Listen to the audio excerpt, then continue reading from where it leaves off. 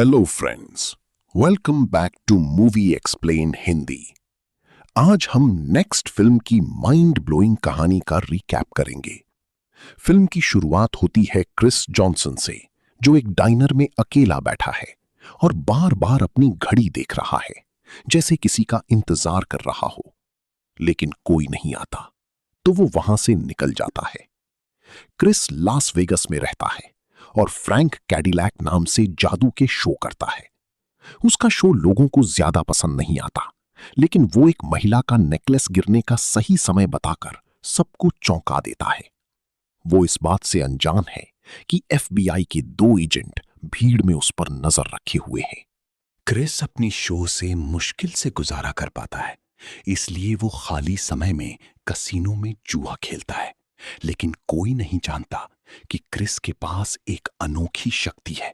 वो अपने भविष्य को 2 मिनट आगे तक देख सकता है।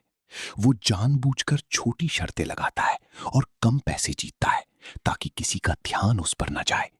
इतनी सावधानी के बावजूद रॉय बॉल और उसका पार्टनर डेविस सीसीटीवी पर उसकी अजीब जीत पर नजर रख रहे हैं और ये साबित करने की कोशिश कर रहे हैं कि वो धोखाधड़ी कर रहा है। क्रिस को देखकर रॉय बॉल को यकीन हो जाता है कि कुछ गड़बड़ है। डेविस कहता है कि क्रिस कार्ड काउंटिंग नहीं कर रहा है और रॉय को शक होता है कि वो किसी सिस्टम का इस्तेमाल कर रहा है। वो ये भी नोटिस करते हैं कि क्रिस सीधे कैमरे की तरफ देख रहा है, जैसे वो उनकी बातें सुन सकता हो। घबराकर रॉय अपनी टीम को क्रिस को पकड़ने का आदेश देता है। ये भविष्य पहले ही देख चुके क्रिस तुरंत टेबल छोड़ देता है और अपने चिप्स कैश कराने के लिए काउंटर की तरफ बढ़ता है। काउंटर पर खड़े होकर क्रिस 2 मिनट आगे देखता है और उसे एक भयानक दृश्य दिखाई देता है। वो देखता है कि एक आदमी बंदूक निकालता है, कैशियर को लूटता है, 2 लोगों की गोली मारकर हत्या कर देता है और भाग जाता है। जैसे ही उसका विजन खत्म होता है, वो असली लुटेरा काउंटर के पास आता है। इससे पहले कि लुटेरा अपनी बंदूक निकाल पाता, क्रिस फुर्ती से उस पर झपट पड़ता है और उसे जमीन पर गिराकर उसकी बंदूक छीन लेता है। कसीनो सुरक्षाकर्मी तुरंत बंदूकें ताने वहां पहुंच जाते हैं। वो स्थिति को गलत समझ लेते हैं, क्योंकि क्रिस के हाथ में बंदूक होती है। क्रिस समझाने की कोशिश करता है कि ये आदमी लोगों को मारने वाला था, लेकिन ये जानकर कि वो उसकी बात नहीं मानेंगे, क्रिस वहां से भाग निकलता है।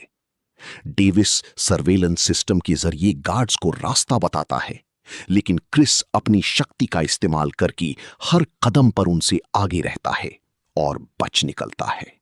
क्रिस तुरंत एक टॉयलेट में जाता है, अपने कपड़े बदलता है और भेष बदलकर बाहर आता है।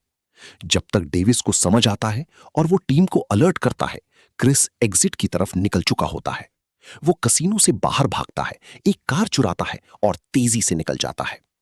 रॉय लास वेगस पुलिस से संपर्क करता है, जिससे हाई स्पीड चेस शुरू हो जाता है। जब क्रिस एक ट्रेन क्रॉसिंग के पास पहुंचता है, तो उसका विजन दिखाता है कि अगर वो धीमा हुआ तो ट्रेन उसे टक्कर मार देगी।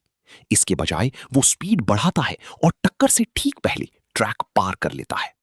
एफबीआई एजेंट कैली फेरिस अपने बॉस को कसीनो का फुटेज दिखाती है। वो महीनों से क्रिस को ट्रैक कर रही है और उसका मानना है कि क्रिस की किस्मत असल में भविष्य देखने की एक अलौकिक शक्ति है। उसका बॉस रूसी आतंकवादियों द्वारा चुराए गए परमाणु हथियार पर ध्यान केंद्रित कर रहा है, लेकिन कैली कहती है कि क्रिस इस बम को ढूंढने में मदद कर सकता है। उसका बॉस उसे 5 दिन का समय देता है।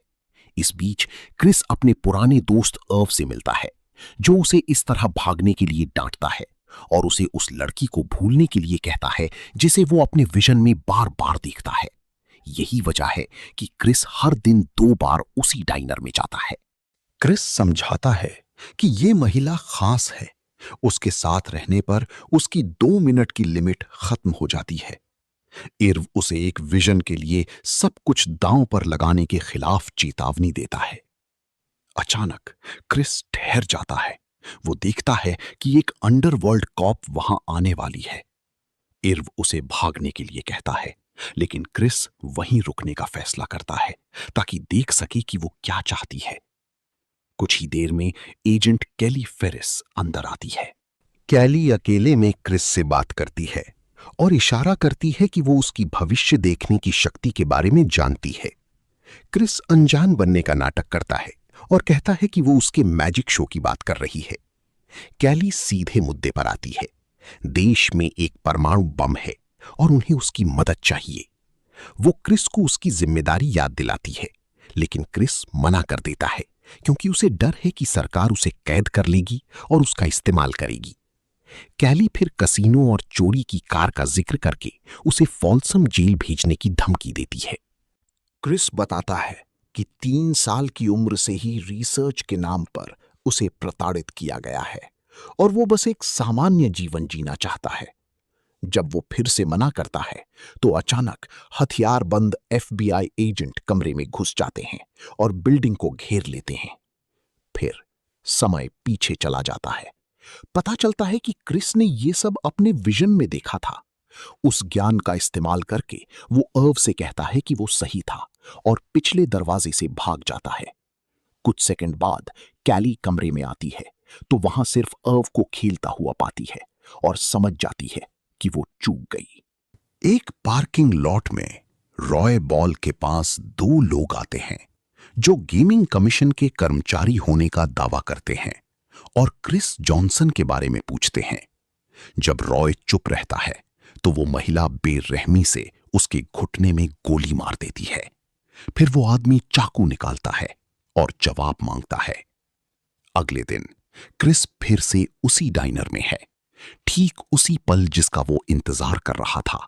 उसके विजन की लड़की अंदर आती है। उसका नाम लिज है। क्रिस हैरान होकर लिज को पास के टेबल पर बैठते हुए देखता है। वो उससे बात करने का सही तरीका ढूंढने के लिए अपने दिमाग में कई भविष्य के विजन चलाने लगता है। एक्सक्यूज मी, क्या आपके पास लाइटर है? माफ करना, मुझे कॉफी के बारे में पूछना था। उसकी कोई भी कोशिश काम नहीं करती। लिज हर बार मना कर देती है।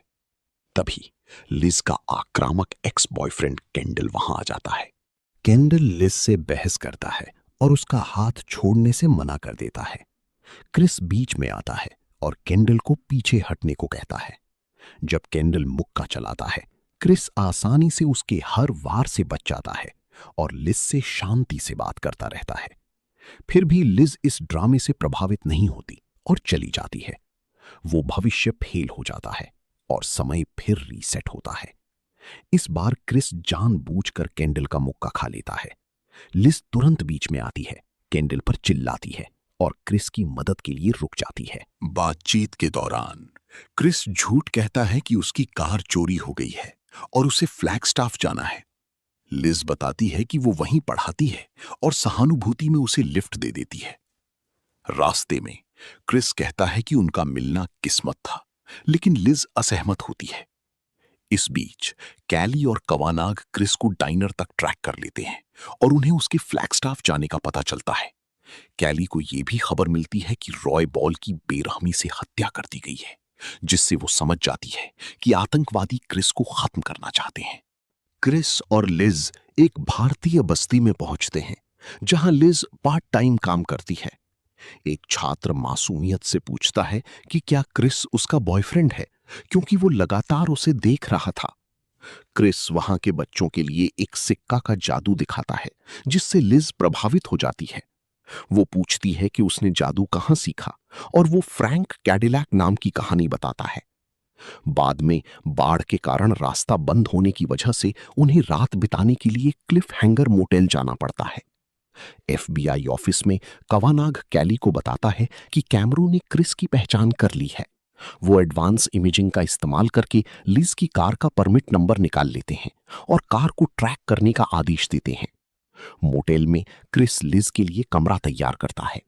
जब लिज देखती है कि वहां सिर्फ एक बेड है तो क्रिस उसे भरोसा देता है कि वो कार में सो जाएगा। लिज उसे एक कंबल देती है और बाद में खिड़की से उसे कार में सोता हुआ देखती है।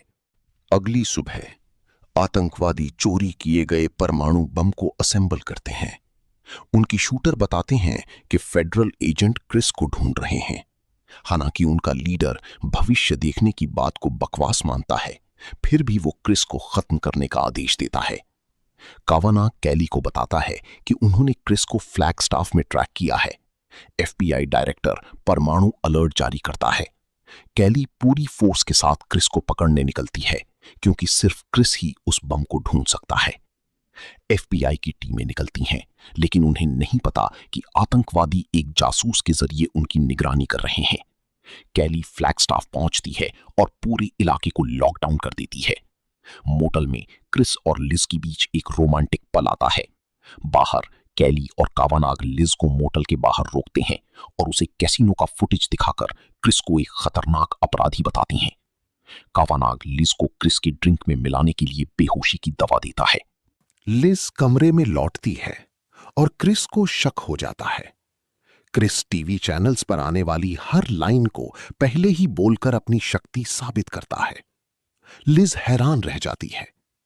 क्रिस समझाता है कि वो 2 मिनट आगे देख सकता है, लेकिन लिज के साथ रहने पर उसकी ये लिमिट खत्म हो जाती है। वो बताता है कि FBI उसका इस्तेमाल करना चाहती है।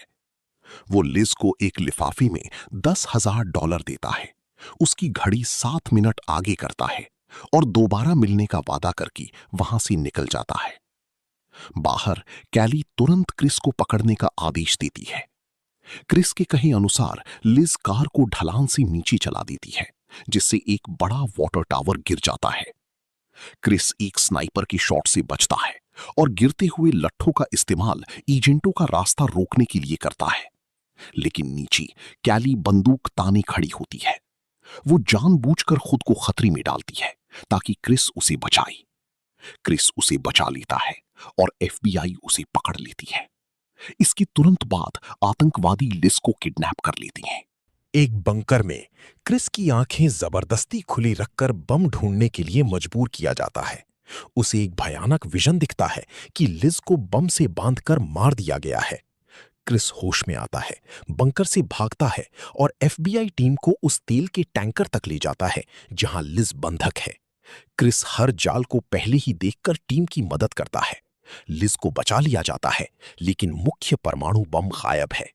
क्रिस एक सीस्मोग्राफ को देखता है और उसे असली सच्चाई का पता चलता है। लिज सिर्फ ध्यान भटकाने का जरिया थी। असली बम कहीं और ब्लास्ट होकर पूरा शहर तबाह कर देता है। तभी समय वापस पीछे खिंच जाता है। ये सब क्रिस का एक और भविष्य का विजन था। इस भयानक भविष्य को रोकने के लिए क्रिस एक फैसला करता है। वो खुद कैली को फोन करता है और पूरी मदद करने के लिए तैयार हो जाता है, लेकिन सिर्फ एक शर्त पर कि लिज को इस सब से पूरी तरह दूर रखा जाएगा। कैली मान जाती है और क्रिस उसके साथ कार में बैठकर निकल जाता है। इस कहानी और क्रिस के फैसले के बारे में आपका क्या सोचना है, हमें कमेंट में जरूर बताएं। ऐसी ही और भी बेहतरीन मूवी एक्सप्लेनेशन के लिए हमारी चैनल मूवी एक्सप्लेन हिंदी को सब्सक्राइब करें। मिलते हैं अगली वीडियो में, तब तक के लिए सेफ रहें। Bye bye.